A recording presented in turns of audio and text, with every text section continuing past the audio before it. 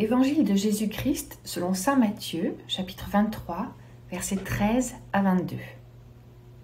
En ce temps-là, Jésus disait : « Malheureux êtes-vous, scribes et pharisiens hypocrites, parce que vous fermez à clé le royaume des cieux devant les hommes. Vous-même, en effet, n'y entrez pas, et vous ne laissez pas entrer ceux qui veulent entrer. Malheureux êtes-vous, scribes et pharisiens hypocrites, parce que vous parcourez la mer et la terre pour faire un seul converti, et quand c'est arrivé, vous faites de lui un homme voué à la géhenne, 2 fois pire que vous.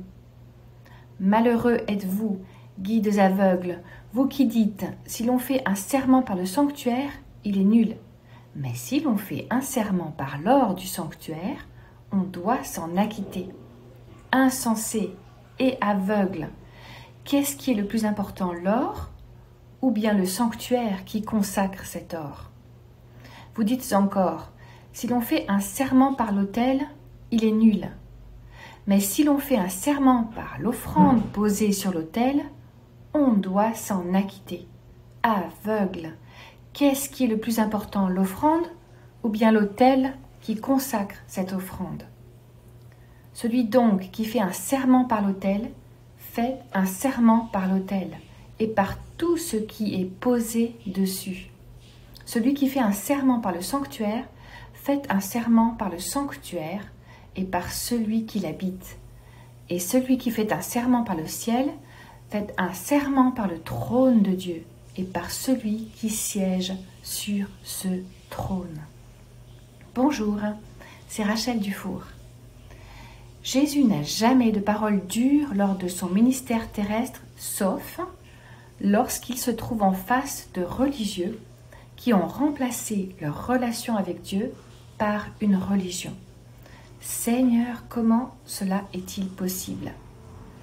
Il s'agit en fait d'un danger qui menace chacun et chacune d'entre nous.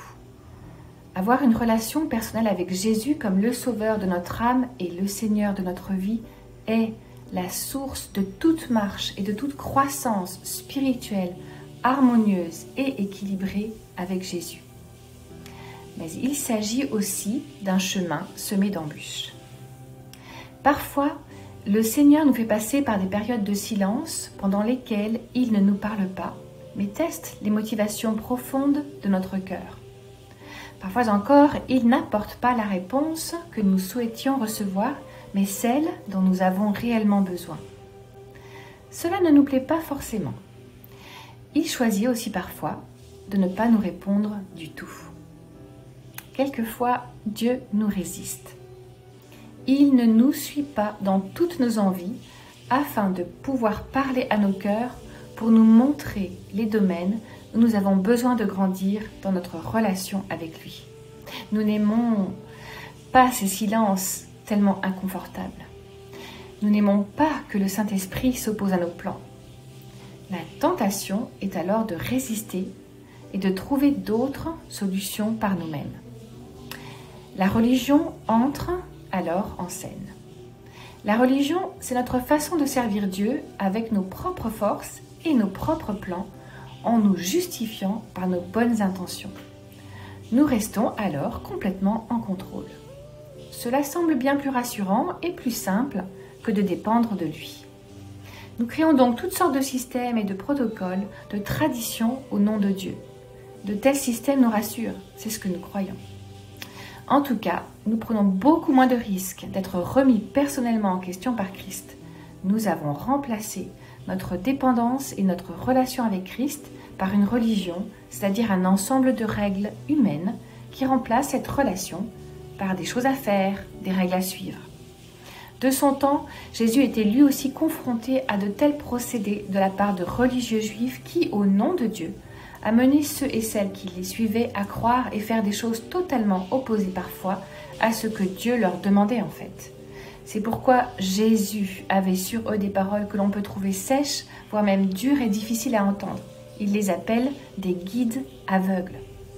Malheureusement, ils entraînaient à leur suite ceux et celles qui avaient soif et faim de rencontrer Dieu authentiquement en les conduisant sur un chemin fait d'erreurs et en leur interdisant la liberté de faire ou de penser différemment d'eux.